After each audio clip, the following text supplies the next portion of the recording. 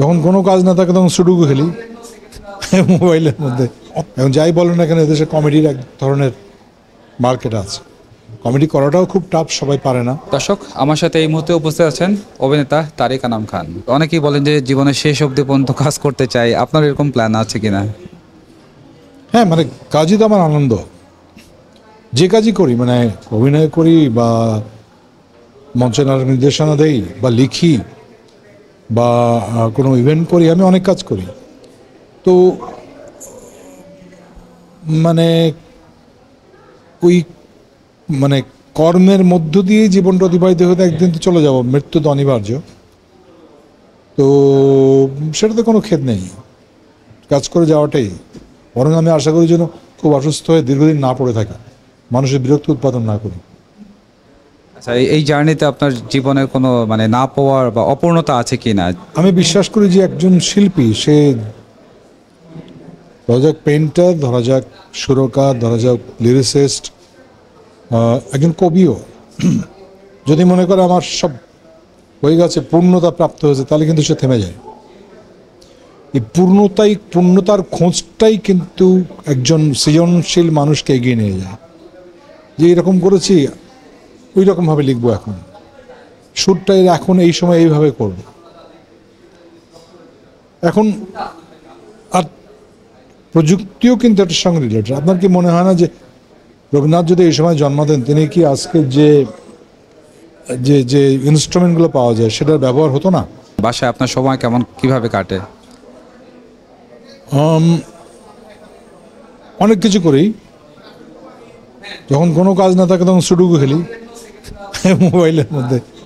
এটা আমার খুব প্রিয় গেম। মোবাইলে তাস খেলা যায়, সেটাও করি। আবার পড়িও, টেলিভিশনের ওটিটি দেখি। আবার আমার অনেকেই অনেক ক্লিপিংস পাঠায়, নাটক পাঠায়, বা যে নাম শুনি সেগুলো হয়তো ইসের মধ্যে নাই, আমাদের যে ওটিটির মধ্যে নাই, কিন্তু মোবাইলে আছে। হেডফোন লাগিয়ে সেটা দেখছি, শুনছি, পড়ি। যখন যেটা প্রয়োজন হয় পড়ি। আমি নাটক পড়ি, আবার অনুবাদ করি, সেটাও হয়। ব্যস্ত থাকার মধ্যেই জীবন। সিনেমা বা নাটক সবকিছু মিলিয়ে কেমন হচ্ছে আপনার দৃষ্টিকোণ থেকে?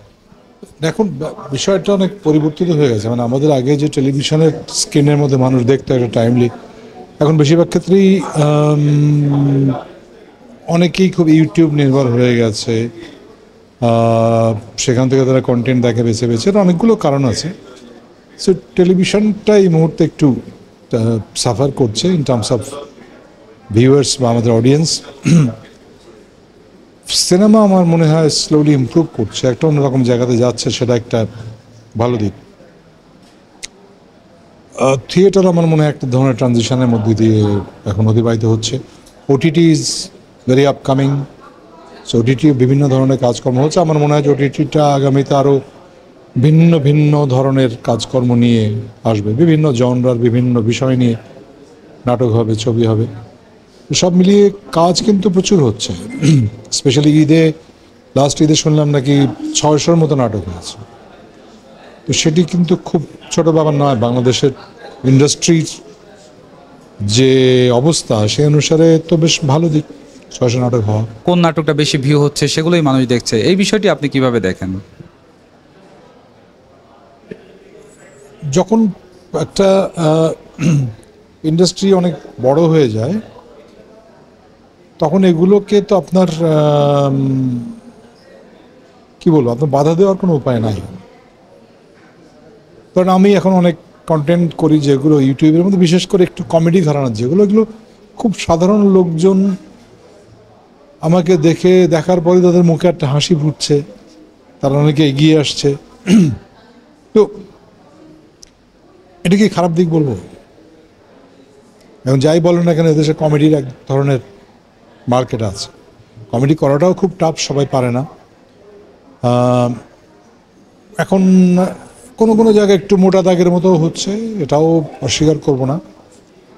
আর যদি, যেমন ধরা যাক, আমার যদি প্রফেশন হয়ে যায় অ্যাক্টিংটা, তখন কিন্তু আমার এখানে চয়েস খুব সীমিত, বিকজ আমাদের মার্কেট এখন অনেক লিমিটেড। সিনেমা তো খুব স্লো, একটা হালকা হয়তো রেখা দেখা যাচ্ছে, কিন্তু আপনি বলতে পারবেন না যে খুব নতুন লোকদের নিয়ে সিনেমা এখানে এসে খুব মানুষ দেখছে, হিট হয়ে যাচ্ছে।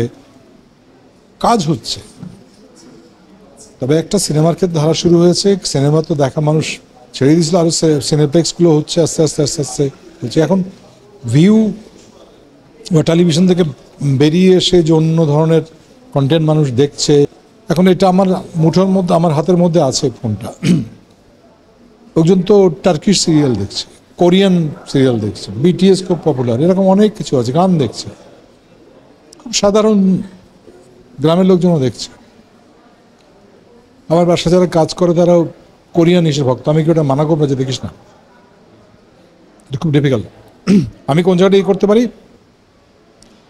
খুব অশ্লীল, যেটাতে নষ্ট হবে, যেটাতে ক্ষতি হবে, ওইগুলো হয়তো আমি একটু মানা করতে